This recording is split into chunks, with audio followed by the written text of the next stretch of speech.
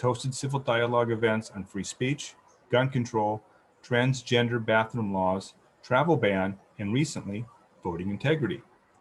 Please welcome Dr. Tara.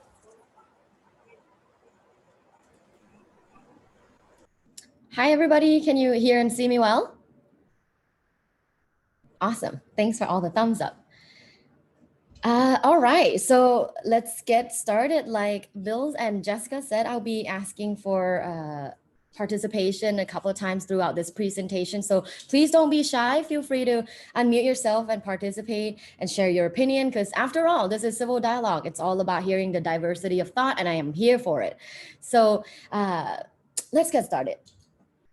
I have a little PowerPoint here. Do you see just the slide, or do you also see my comments? We also see your comments right now, Dr. Tara. Okay. How do I? Technology. All right. I used to be a lot better at technology. All right. So I wanted to start with this narrative. A little story. Jesse and Beth have been friends since high school. They went to different colleges, but remained close. Like some 20-something young adults, they never thought much about politics or voting. They were busy with socializing and climbing that corporate ladder. However, for the last 4 years, things have been different. Maybe they're older, maybe they care more about social issues, civic engagement, maybe because they're paying more taxes, who knows? But comes with this awareness. They realize that they vehemently disagree with each other politically. Jesse is identified as a liberal, and Beth is identified as a conservative. So that's a little story to get us started. My question for you is, do you have friends and family, coworkers and neighbors that are on both sides of the political spectrum? Please unmute and feel free to share a brief story if you know of someone in your life that is politically different from you.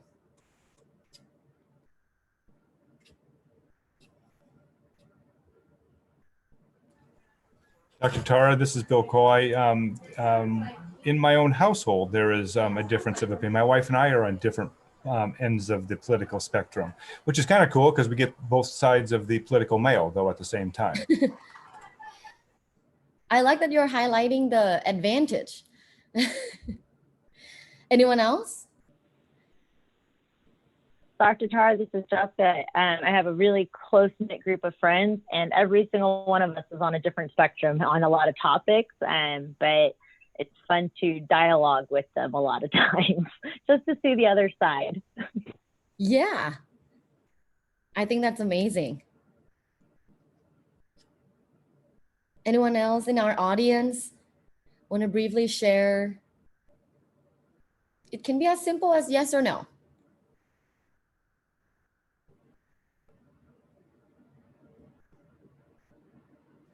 Dr. Tara, I have parents that are on the opposite side of the spectrum. And so it's very interesting that my siblings and I are on one side with our families and my parents are on another. So it makes it's not quite as fun. I wouldn't say it's quite fun. It's a little bit more stressful and intense. I like that comment, Susan. Thank you. I think that to say that it's always fun, bubbly, and positive probably isn't the most realistic for all of our experiences, right? Some of us are luckier than others. We do have friends that have great diversity of thought. They're able to accept differences. They're good with dealing with cognitive dissonance. And so some other people were not so lucky.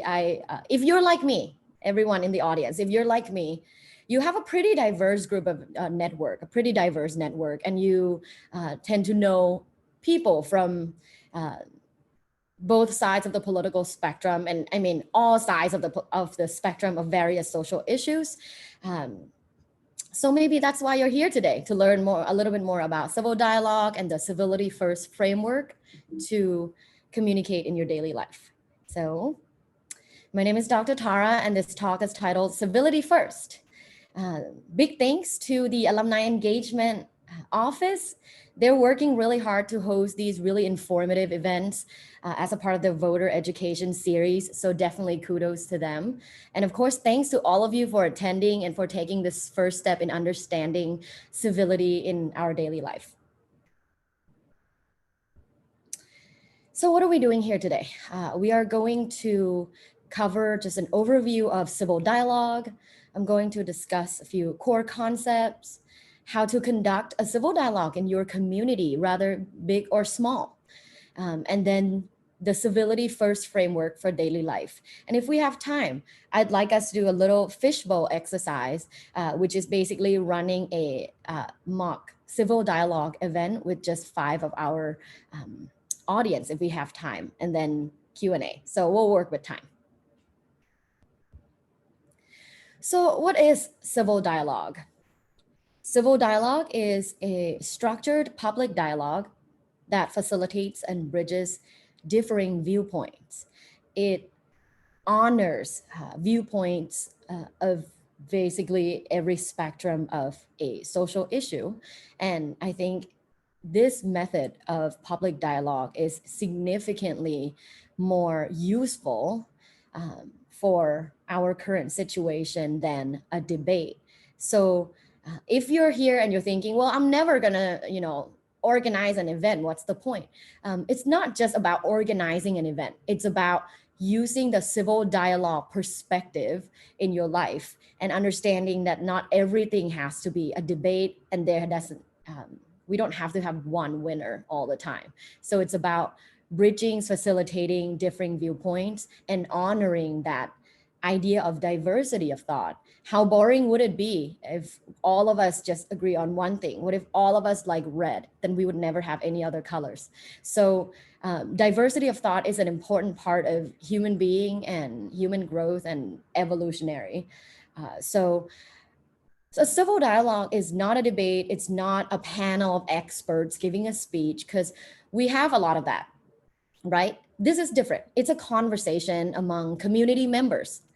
Of course, it is directed by a facilitator, because this way, then we really do get to hear from everybody.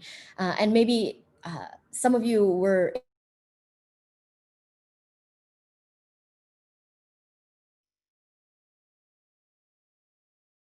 it works really well in really giving the opportunity to hear from everybody.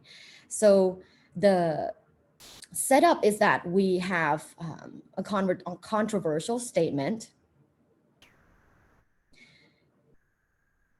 and then we have volunteer panelists or volunteer participants taking their chairs or their position.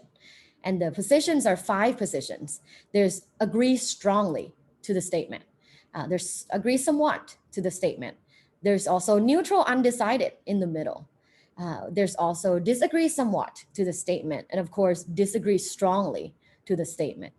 The 5 participants in these, traditionally we call them chairs, because you're in an event space and you sit in a chair. But in these 5 chairs, they offer their opinion on a controversial statement. The potential is limitless. I think I've used civil dialogue in various spaces, not only the civil dialogue events that I've hosted and organized for Cal State Fullerton. I have used civil dialogue in a classroom. Being a professor, I always want to honor different viewpoints on different situations. When I teach relational communication, which is about relationships, there's people of different viewpoints on relationships. For example, I can do, open marriage is a superior version of a committed relationship. There's definitely a student saying, oh, disagree strongly. Some people were, yeah, I somewhat agree, right? So this method is actually great in pulling out people's ideas from various viewpoints without making it intimidating for minority views to share their opinion. So it really is something different and something cool in order to hear from everybody of the spectrum. Like I said, it's unlimited potential. I use it in the classroom. A friend of mine used it in his church. And Even another friend of mine used it in grade school. These are, fifth grade students. But you know what? If you really want them to, if you want to lead by example and really want them to practice pluralistic democratic society, maybe you should do a civil dialogue with children, right? What do you think about this? And maybe it doesn't have to be about politics, but it can be about anything that there is always a diversity of thought towards that issue. So that is a little bit about what is civil dialogue. Do we have any questions so far? Not in the chat box. No, not right now. Thank you.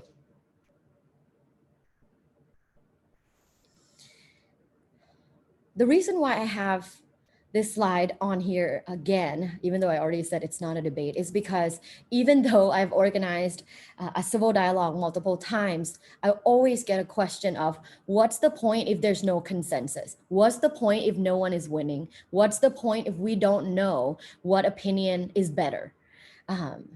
So a civil dialogue is never about any of those things that I just said. A civil dialogue is not a debate. The goal is advocacy. The goal is to advocate for a certain viewpoint only, and for that viewpoint to win. There is no advocacy in this particular situation. It's just people in our community sharing why they think why they disagree or agree with a certain issue. In debate, traditionally, everything is based on evidence. So there's a lot of prep. There's a lot of reading up a ton of literature and research about a topic. Civil dialogue is less intense and less intimidating and more inviting because we also honor fact of experience. If you do have an experience that you think was, a huge part of your life that influences your opinion today to why you believe in a certain thing about a social issue, you have the room to share that. You have the room to share and, be understood. So that's why civil dialogue is different from a debate. There is a winner in a debate. In a civil dialogue, everyone is heard and hopefully understood, not necessarily accepted or change anybody's views, but being a winner is not an emphasis in a civil dialogue. And the nature of polarizing differences in debate is just not what a civil dialogue is about. A civil dialogue is not about polarizing differences. A civil dialogue is about let's hear everyone out. Not only just, evidence-based facts, studies, research, statistics, but how did you get here? Why do you feel this way? I'm interested in understanding truly. So that is the essence of civil dialogue. So I'd like to discuss a little bit about the core concepts in what makes civil dialogue different. The statement of the day has to be controversial and it has to side with one side on the issue. For example, you can say, there's pros and cons about smartphones. I think everyone would agree with that. So that wouldn't make an easy civil dialogue event. It wouldn't make an easy coming up with an opinion right away. A statement that is good for a civil dialogue is a statement that is controversial, that sides with one side, so people can immediately form an opinion to say, I strongly disagree, or I strongly agree. And for example, the smartphone one, instead of saying there's pros and cons to smartphones, how about smartphones make us stupid, right? I think just me saying that, if you can form an opinion, you can probably say right away, I strongly agree, or no, I strongly disagree, because there's a lot of benefits to cell phones, and you're a supporter of technology. So a statement like that allows people to engage with their feelings and emotions about the issue right away and form an opinion right away. So there's a reason why our statements are always very controversial and seem one-sided. Sometimes when it's featured in the news, I would get messages from people that read the news or watch the news, and they said, Tara, that sounds like a partisan topic. And I said, it is not. It's a statement so that people can say they disagree or they agree. If it's a neutral statement, it's really hard to say, you know, I strongly agree or disagree.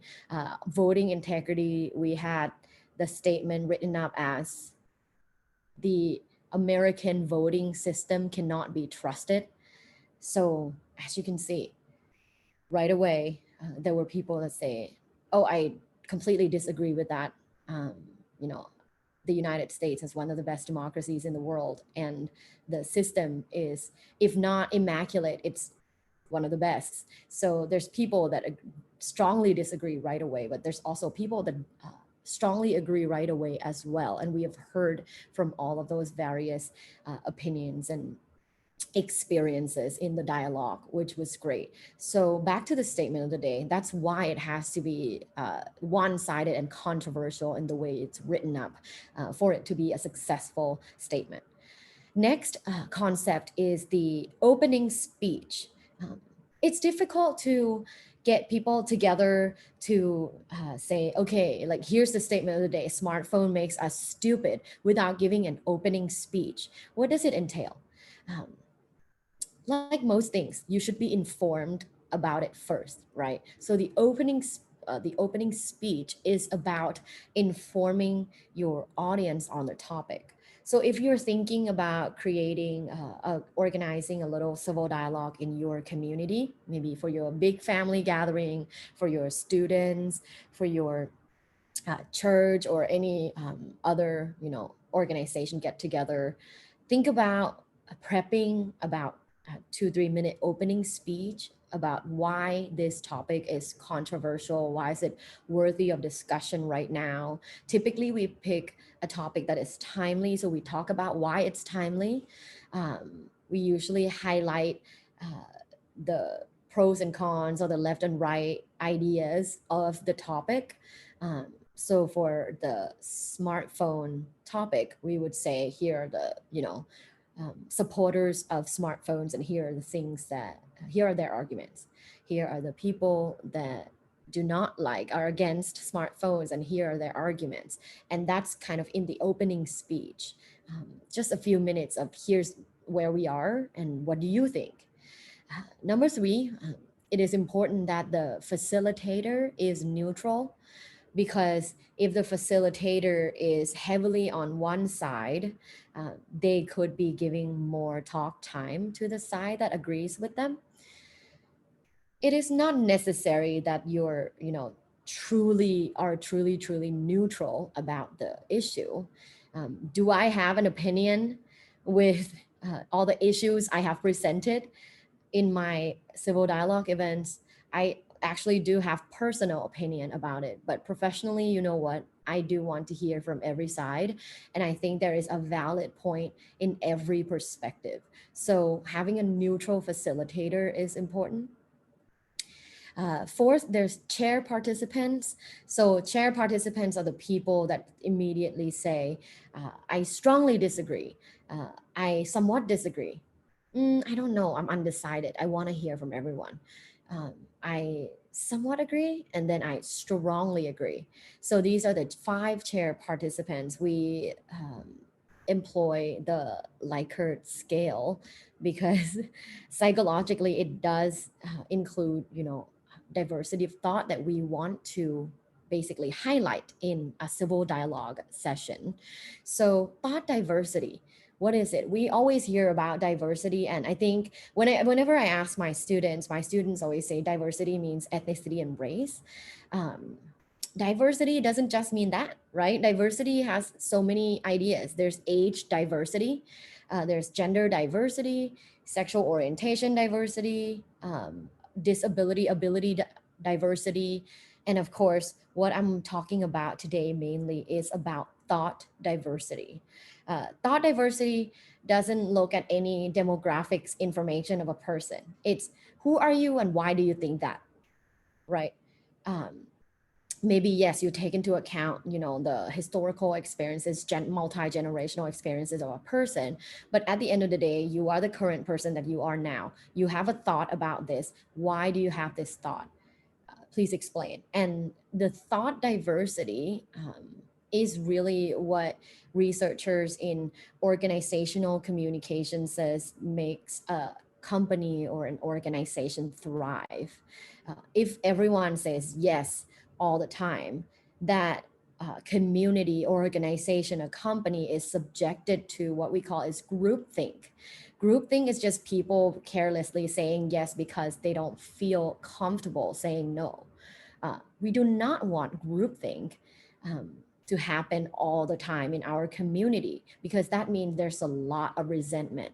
And you know how build up resentment works, not only in communities, but in families, in friends. Being resentful towards others is just, it's not a way to go.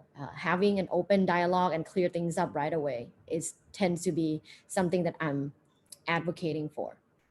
And so thought diversity is basically the cure to groupthink, the cure to people just saying yes to things all the time because they don't feel there's a space to say no or say anything different or even raising a question, right? A lot of times I've been talking to people in my community. I heard from some people that they don't feel comfortable sharing their political opinion anymore because in their group, they are the minority, be it liberal or conservative. I've heard from both sides. And I think that type of opinion suppression says a lot about the community that we're a part of. And I think that Cal State Fullerton is trying to be a role model or trying to model this behavior that thought diversity is okay and that it should be fostered in various communities and micro communities like families. Lastly, understanding over consensus is the key of a civil dialogue. There doesn't have to be a consensus. We don't have to finish the dialogue and say, you know what, I think we can all agree that cell phone is pretty bad based on all these statistics. So let's just all concur that cell phones are bad.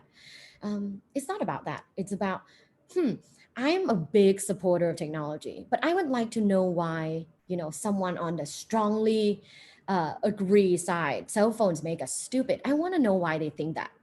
I want to understand why they think that. So it's about understanding and not about consensus. So if any of you want to do this, then this is what it looks like literally. You would have the facilitator sitting in the middle. You would have 5 chairs of your participants. The host can be a separate person, or host and facilitator can be the same person. And then the fun part is we have a fact checker. If someone says, well, I've heard that 80% of college students don't vote. Well, let our fact checker check that, and then let's all be informed whether or not if that's true. So the fun part about the fact checker is sometimes when I do this in a smaller community, I've done it in a nonprofit, and people always throw out numbers, and we never really know if it's true. A lot of us tend to have a tendency or a bias to believe in certain media outlets that we subscribe to.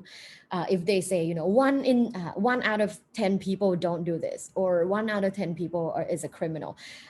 If it's a media outlet that we, trust or that we subscribe, we may just think, wow, 1 out of 10 people like that are all criminals, because that's the news that you subscribe to. So the fact checker is basically the anti of assuming statistics. The fact checker will tell you if that statistics is true or not, or partially. And that is why it's great. And sometimes when I do this in a classroom, I'm the 3 of them. I'm a host, facilitator, and fact checker. If my student says something that I think, that's a little odd, then I get on my computer and I Google and I try to find a neutral information to share with my students, and they find that really cool and informative. All right. So I typically share this on the screen when I do this civil dialogue, when I organize a civil dialogue. The main rules of civil dialogue are you can be passionate but not hostile. I mean, I would hope that people are passionate about what they're talking about, right? Because passion just indicates that you care. But being hostile and equate that to passion, that is a fault. You don't have to be hostile towards others or towards, other people that think differently just to share your passionate opinion. Secondly, truthful speech. We try to say that, truthful speech, truth of your experience can be shared, but make sure that you're mindful and you don't use languages that attack others. For example, saying, I don't know why these people are so stupid. Uh, that's a language that attack others, right? And that is not the truth of your experience. Maybe stick with sharing about your experience and the truth of your experience rather than attacking others. And then listening respectfully while others speak. Uh, there is a study that shows that only 40% of people ever listen to their family when they talk about politics, and the rest are just kind of like, yeah, whatever. I find that very interesting. I think it could be a defense mechanism too, because like I said before, differences in thought can create such stress and cognitive dissonance, right? Cognitive dissonance is when you are presented with ideas and opinion that is directly opposite from yours. It creates a lot of fatigue. And I think that's why that stats is probably true. Only 40% of the people actually listen to their family when they talk about politics, and the rest are just kind of like, yeah, I don't know about that. So listening respectfully and listening actively, I think is something we can all train ourselves to do. I try my best to always listen respectfully. I have an app on my phone that tests me on active listening. It will tell me a brief paragraph of a story. It's like anything, this person gets on a bus, blah, blah, blah. And then at the end, it will say, like how many people were in a bus. And that is a way to, sharpen your cognitive listening, your active listening. Other than that, it's just making the conscious effort to actually listen. Put down your phone.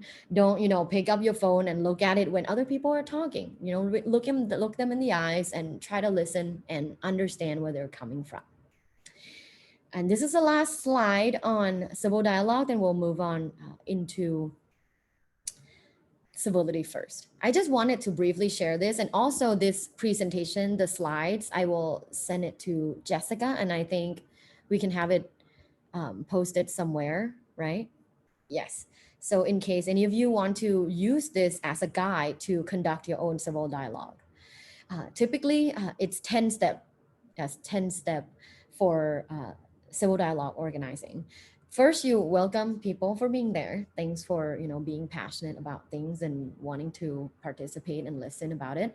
Then you have an opening speech. Like I said, you inform the participants for a few minutes about what the topic is about and why are we talking about it, why is it timely, and here's where you reveal the statement of the day.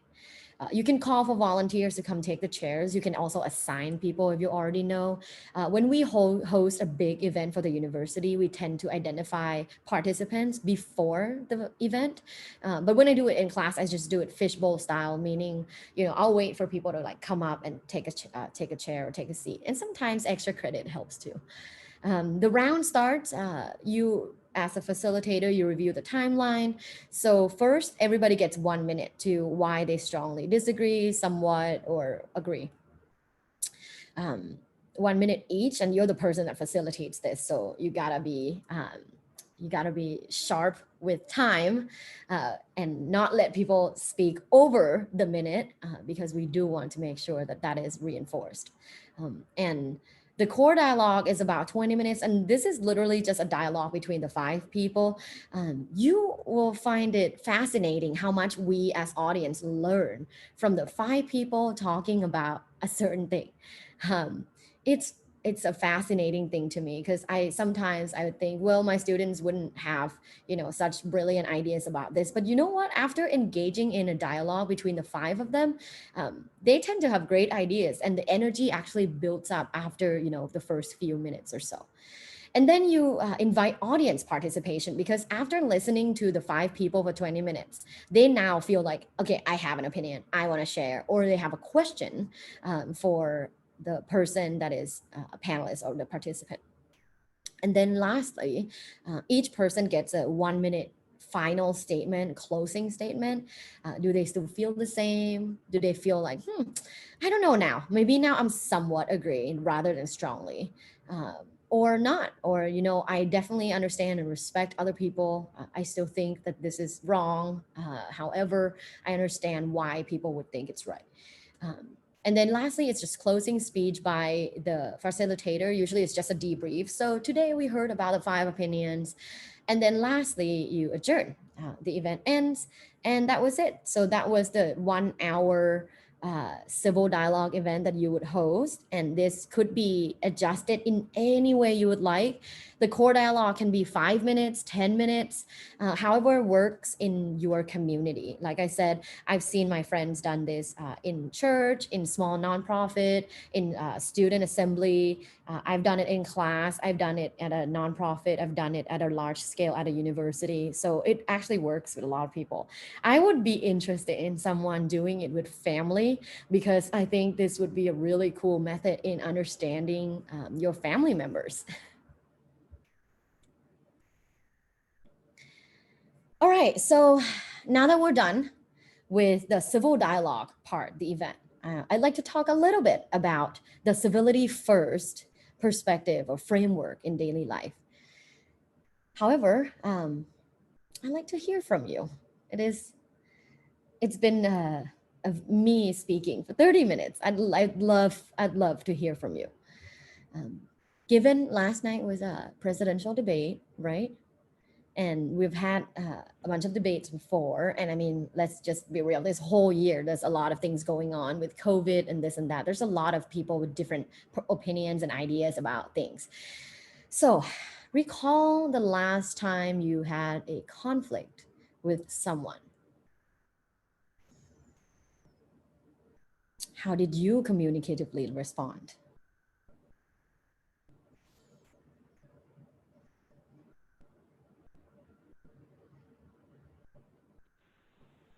Again, everyone, feel free to unmute yourselves and respond to Dr. Tara.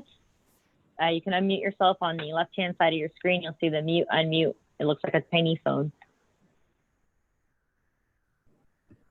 Hi, Dr. Tara. This is Kiki. I recently got in a little argument with my roommates about whose turn it was to like empty the dishwasher in a new rotation. So I made both of them sit down with me at the table, and we just kind of discussed and each other's viewpoints of whose turn it was. And we resolved it really well by doing that. So it worked out for us. Wow. So you're already using the civil dialogue method in your life. That's amazing. Kiki is also a graduate student in human communication studies. So she has had a lot of time studying conflict management. I have a little story. So my partner and his father disagree strongly on politics and various social issues.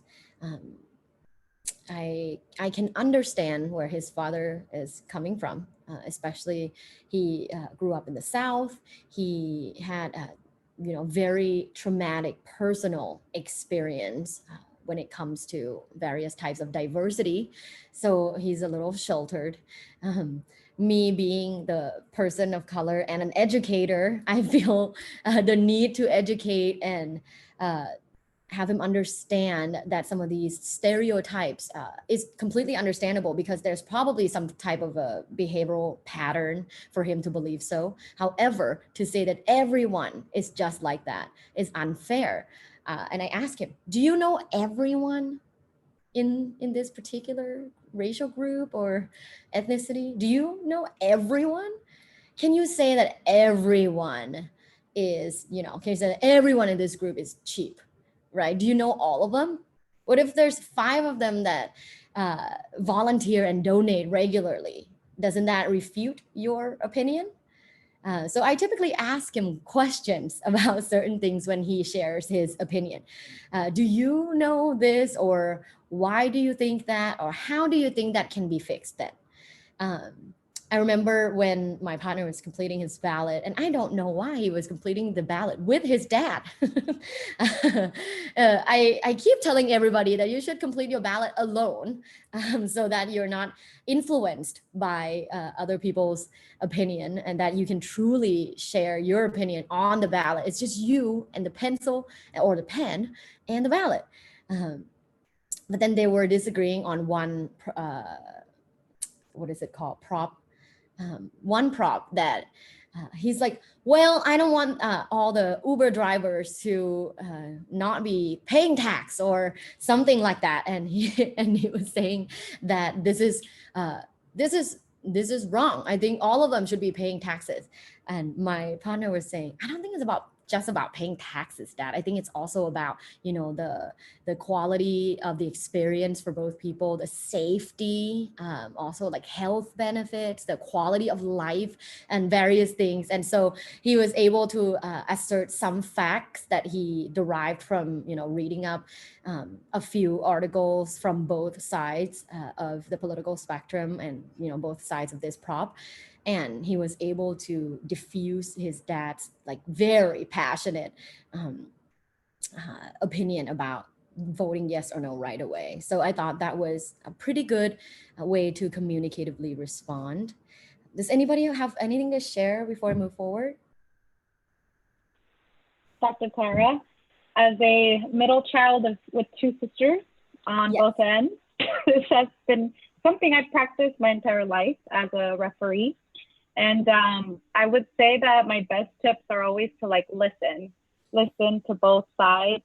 The difficult thing with being middle and referee most of the time is the neutrality, because I mean, obviously as a family setting, my sisters, like they're always like, you're gonna take her side. Well, you're gonna take her side. So the neutrality is sometimes difficult when having these in a family setting, but I think in the end, it's listening to both sides, validating both sides, and then how do we fix this? Because I think in the end, we want to move forward. We don't want to stay mad at each other. So like, how do we fix this? And that's kind of what I've practiced. Wow. So you were born a facilitator. Yes. That's wonderful. That's a great skill to have, right? Embedded from family. Mm-hmm. Thank you so much for sharing. I think that's wonderful. I think that, I study human behavior, specifically how we interpersonally communicate. One of my studies looks at family communication patterns and how family communication since young age affect how we communicate our ideas as adults, how we respond to people disagreeing to us as adults. And it's very interesting. There are studies that show that middle children tend to be pretty good at listening and accepting and validating different ideas. So there's evidence that support your personal opinion for sure. What's interesting too in the family communication pattern studies is that if you have witnessed or observed your parents or your guardians respond to conflict effectively, you tend to also respond to conflict effectively because you've seen it done. So you maybe it's buried deep down in your mind, but you know that it can be done. So you have a higher capacity in understanding other people. Dr. Tara, does that work? Does that work in the opposite? Like if you see your parents handle conflict in a very negative way? Only because I've had friends who've had questionable parents. Like, does that work the other way? Yes.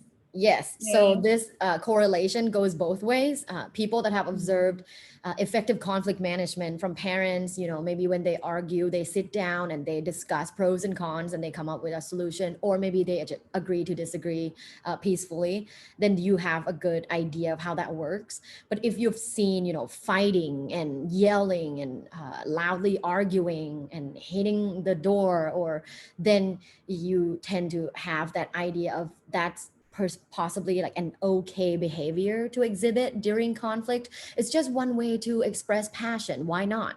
Right?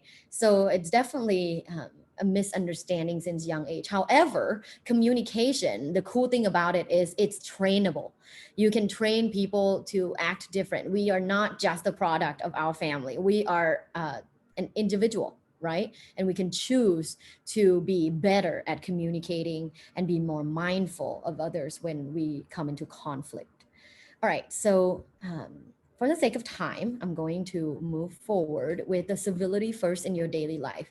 I first want to talk about why civility first framework in your daily life.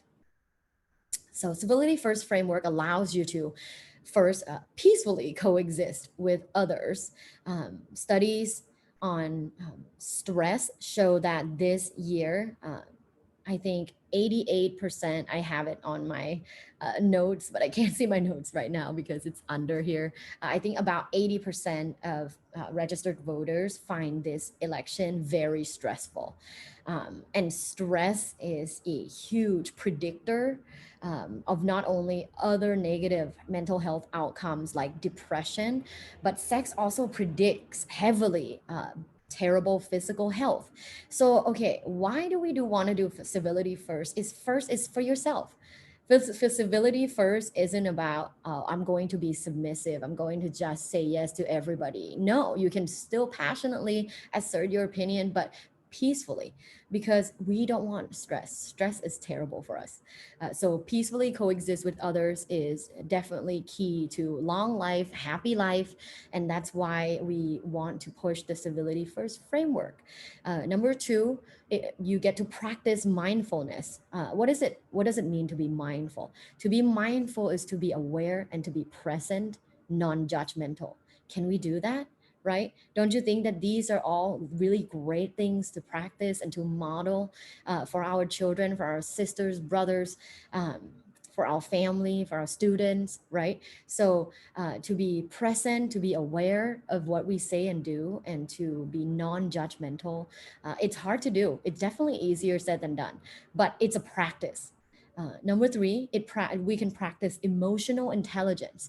Emotional intelligence is the ability to identify emotions that you're feeling and effectively communicate it. Can we do that, right? As a whole generation, as a modern society, can we all try to achieve higher emotional intelligence level?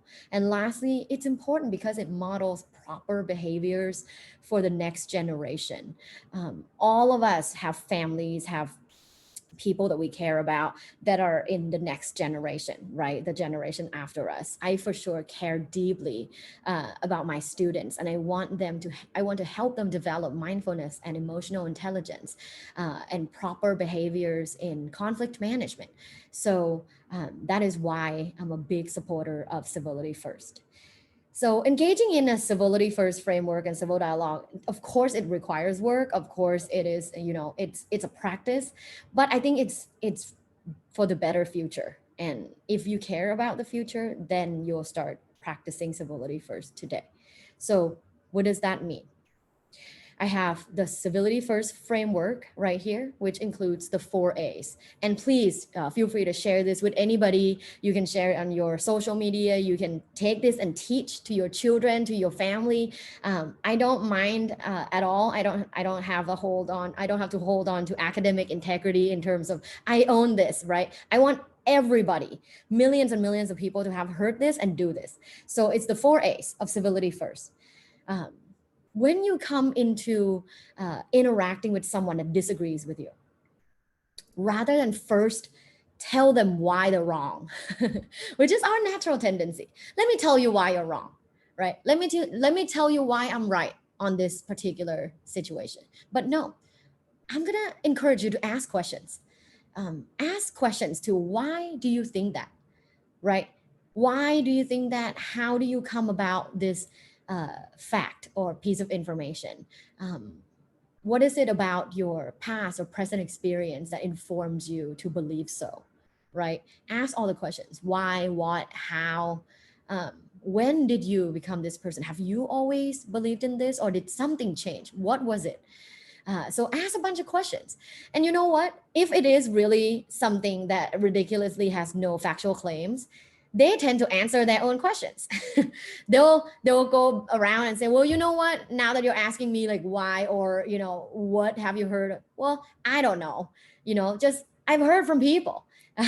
Then that, you know, I think they answer their own questions, and they are reminded of themselves to be a little bit more critical in consuming information. If anything, asking questions is great when you're interacting with people that disagrees. Number two is active listening. Of course, when you're asking questions, don't just prep in your mind on how you would respond, but actively listen. This is the only way we will achieve understanding is through active listening. There is no way, no other method of understanding others if we don't listen. Active listening is difficult, but it is a practice that we should all try to do. Then accepting differences. I think that we're in a world that is not black and white all the time. I think that our world, sometimes there are things that are gray. I think that in our world, based on personal opinion and personal differences, historical differences in backgrounds, sometimes there isn't just black and white. Sometimes there are black and white, but sometimes there isn't. And sometimes it's gray, maybe it's rainbow. But the ability to accept the differences, that means that you're a mindful human being, that you're aware that you're different. You're aware that your friend is different, and that you accept that this difference exists. And it's okay. We can peacefully disagree. And lastly is asserting facts. Try your best to assert facts only, but I'm not just saying, you know, facts like evidence, like Google. No, facts can be your personal experiences. The fact of your experiences count too. Share with us. Tell people why do you believe so, right? How did you come to this conclusion? Share your personal opinion, because you know what? Your experience is your fact. You may share that so other people can understand your position, where you're coming from. But also notice that the fact of your experience may not be the fact of the situation, right? That is difficult to understand. If I've only had negative experiences at Cal State Fullerton, I'd say Cal State Fullerton sucks, right? But I've only had amazing experiences. So I'd say Cal State Fullerton is the best university in the world. So experiences inform our opinion and our conclusion on things. Share that. Share that with other people. How did you get there? So in conclusion, I've talked about the civil dialogue. I hope now you have basically all the tools to organize your own civil dialogue. And like I said, you can even do it with families, with children, in, you know, various communities, churches, in classrooms, at your company. And I presented the civility framework for our daily life, and I presented the 4 A's, in which I encourage you to share with everybody that you know, ask questions, actively listen, accept the differences, and assert facts. And today we've talked about the civil dialogue and the civility first framework. I think we're coming up to the 1 hour, so maybe we'll do a Q&A. That sounds good. Actually, we have a question that came through, a couple of them, but what is, in your opinion and in your studies, how is the best way to deal with someone who always wants that last word? You know, oh no, I have to put that last word in, or, you know, yes, you've given me a scroll of facts, but I still believe this. Do you have suggestions on how we can, you know, be okay with that difference, I guess? Yeah. I think that is a great question. In interpersonal communication, there is a theory that we teach on power inferential. Power inferential when you're, you know, if this person is someone that you're close to, that you have a close relationship with, maybe as a friend, romantic partner, family, there's always power dynamics that occur in every human interaction. You know, when it comes to especially voicing our different opinion, that power then is magnified, right? How do we deal with this power inferential that other people try to infer, other people try to one up, right? It's called let me one up you. I'm gonna have the last word. I'm gonna end with this. Well, you know, I see what you're saying, but I still think that, President A or B is the best, right? Like people want to end with that. And so, you know what? I think one of the best things you can say is the fact of your experience might not be the fact of the situation. I like that one. I'm gonna Yeah. needle point Fact that of on a your pillow. opinion, right? The fact of your opinion might not be the fact of situation, but that's okay. Thank you for sharing. Perfect. And we're opening up the floor. Please feel free to unmute yourself and ask Dr. Tara any questions you may have. Hi, doctor. I have a question for you. So this is not so much about political, but more about my personal communication with I wouldn't want to review the relationship. But let's say it's someone that has a high or has a authority, has a decision, is a decision maker. So what happened is it is time for me to do a certain thing, and then that decision maker refused to allow me to do that thing. And of course, I need her permission in order for me to, to perform that whatever duty that I'm supposed to perform. Okay. But what happened is she always come up with many reasons, many different, point of view to deny it's time for me to perform that duty. So I try to convince her. I try to talk to her in a lot of ways and provide a lot of data, a lot of uh, professional opinions to back up my answer, many sources already. So whenever she couldn't really give me a very formal reply to, to say no to those sources, those evidences, she began to cut off communication. And that's what she always does. And when she cut off from communications, I know she just doesn't want to, continue the conversation. And for me, as long as she cut off from the communication, I wouldn't be able to proceed anymore. My request is saying, hey, can you just, do that now? Stuff like that. So that's the first thing. She always like to cut off communication. And then the second thing is she would makes it seems like we have bad relationships. So when we usually have good relationship, that's when we communicate. But actually what we communicate are arguments, are debates, okay? But then when she doesn't want to communicate, when she cut off communication, she will just let everybody know that, you know what, we just have terrible relationship and she's doing a terrible job. And that's the reason I denied her her rights. So what would you say? What would you suggest? Sounds like she needs civility first in her life. But thank you so much for sharing this story. And the first thing that came to my mind was what she's doing in our field. It's called stonewalling, right? That behavior, that communication behavior that she's doing is cutting communication, saying, nope, I don't want to talk about it anymore. Nope. Like this is done, or literally like turning off your phone or walking away. This behavior is called stonewalling. And, studies show that it is the biggest predictor of relationship dissatisfaction and divorce. So as you can see, not communicating is detrimental. If I were you, I want to encourage you to basically communicate to her that not communicating is detrimental by A, B, and C, meaning, number one, maybe if it's someone close, I'm not sure by the context, but if it's someone close, you can say, I can't sleep, without us having communicated about this idea, or, here's there's negative health benefits to me that we haven't had this conversation. Also, express appreciation of your connection, network, or friendship. I really care about your friendship. I really care about this relationship, or I really care about getting this project done with you. Can we please talk, right?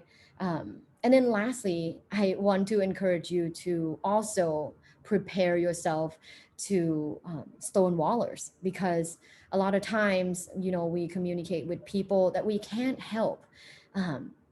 If they are stonewalling, that we can only do two things, right? One is sharing with them that it's hurting us or that it's making us very uncomfortable, and we would appreciate conversations, and that's all you can do, is to try to have an open communication with them. But at the end of the day, like I said, it's important to also accept that fact that some people are stonewallers and they need work on themselves. Okay, thank you. You're welcome. Thank you for asking. Are there any additional questions? I know we did have one that wanted to ask, kind of going back to fact checking. Do you have if we were on to fact check real quick, what's the best way or the best source to go through? I know you said Google earlier, but Google can be somewhat misleading at times. But is there, like, even at the presidential debates, like, who's fact checking? Like, do you know what sources they use to do so? Yeah, well, so in the past, we've always Googled it and try to read from both sides of the spectrum. If we're doing a politics topic, then we make sure we read like news from the most neutral, or at least what we know as neutral source. And we try to actually get like data to answer it instead. So Pew Research Center has a lot of data on politics and various social issues. And of course, like census data. We try to use data to answer facts. In terms of how do you get it so quickly, I think we haven't gotten it so quickly. I would say it does take 5-10 minutes to find out an answer. But if there's something, for example, if I do it in class, I don't have a fact checker, I'm fact checking as well as facilitating, I would write down this comment that I want to fact check, and I would yell it out or say it out that I'll fact check that. And then after class, I post it on my Blackboard or on my board saying, here are the facts or here are the things I found. So you can do it retroactively as well if you can't do it at the same time. But typically when we have an event, we have an individual that does fact checking on some statements that seem outrageous. Perfect. We had another question, kind of twofold on the topics and such. Do you usually share that prior to having any civil dialogue, or do you like to kind of spring it on people so that they don't have time to research and form a different opinion as search? Which is it best, to preempt them or to kind of see what they're naturally going to go to? The original civil dialogue method is about just telling people about the topic, but not telling them the statement. And so sharing the statement with your opening speech, like, okay, now, you all know we're talking about smartphones, but, here's some facts about smartphones recently, and here's the statement. So I would share the statement there and ask for volunteer participants. If you're doing a very controversial topic of your community, it's really easy to get people to come up and sit in a chair because they are dying to tell you why their opinion is right. And I've done this back in Arizona on various topics because I was trained in Arizona State University. And, when you pick the right topic that community cares about, a lot of people want to share that opinion. So yeah, I would encourage you, if you can, to do it that way, a more impromptu, in terms of sharing the statement and asking people to sit in a chair.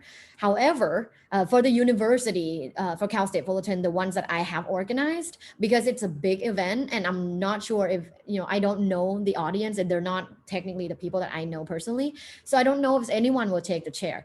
So what we have done was try to identify various perspectives on campus and invite them to join and sit with us and talk about their opinion. So we have done it. We have vetted the opinions before and know that there's 5 different opinions. However, you can always do it, share with them impromptu. And I do that all the time in class. Thank you. I know we are at the 1:30. There was one more great question that came in. I wanted to be able to ask you, but I again want to be respectful of everyone's time. So I do want to say thank you for everyone joining us. Right before I do ask this last question, if you do have to jump off, but the question was, any advice on engaging with Civility First, like on social media, when you see someone post something that's totally fake and you know it? like, is it best not to engage on there? Like, what is your opinion on social media and civility? I love this question. One of my areas is computer mediated communication, which is how do we talk to others on social media? And the one thing that I always say is it worth it? If it causes stress, high blood pressure, and it's, a stranger on Instagram, is it worth it? If it's a family member, a close friend, a close colleague, and you deem that it's worthy of presenting them a different opinion, I encourage you to do so. If it's worth it, please do so. How do you do it? If you see, someone you care about share an article that seems fake or is fake, I would start by the 4 A's. I'd ask them the question, where'd you get this article? Or why do you think this is factual? Or what makes you think this is factual? And then they tend to answer their own questions. Well, I got it from, Daily Mail or People. And I hope, that through that conversation, start by asking questions. I always ask people questions rather than asserting anything right away, because I think asking people's questions, sometimes they come to their own conclusion. And, I have actually done that. This situation that you just shared, someone shared an article and I went and comment and I said, have you checked that this is true? And it was deleted after. So apparently the person then go and check if it's true and it's not. So I didn't even have to say, oh, you should delete this. This is obviously false, right? It's not my opinion. I'm just wondering, have you checked if it's true? That is great. That was great. Is there any other questions for Dr. Tara? Well, Dr. Tara, thank you so much again from the alumni engagement team. Thank you so much for being with us this afternoon. For everyone that joined us, thank you so much. If you missed any portion of it, we will be posting this recording onto our California State University alumni YouTube channel. If you go on there, don't forget to subscribe, because then that way you'll be notified of all the great things that we have going on. Also, part 1 and 2 of our Go Vote series are on there as well. So check them out. Dr. Tara, thank you so much again. I know you can't hear it, but there's thousands of applause happening. It's over loud. So thank you, thank you, thank you. Everyone have a great afternoon, great weekend, and do not forget to vote. Very important. Go vote and have a civil dialogue about voting. Thank you, guys. Thank you. It was an honor to be here. Thanks, Dr. Tara.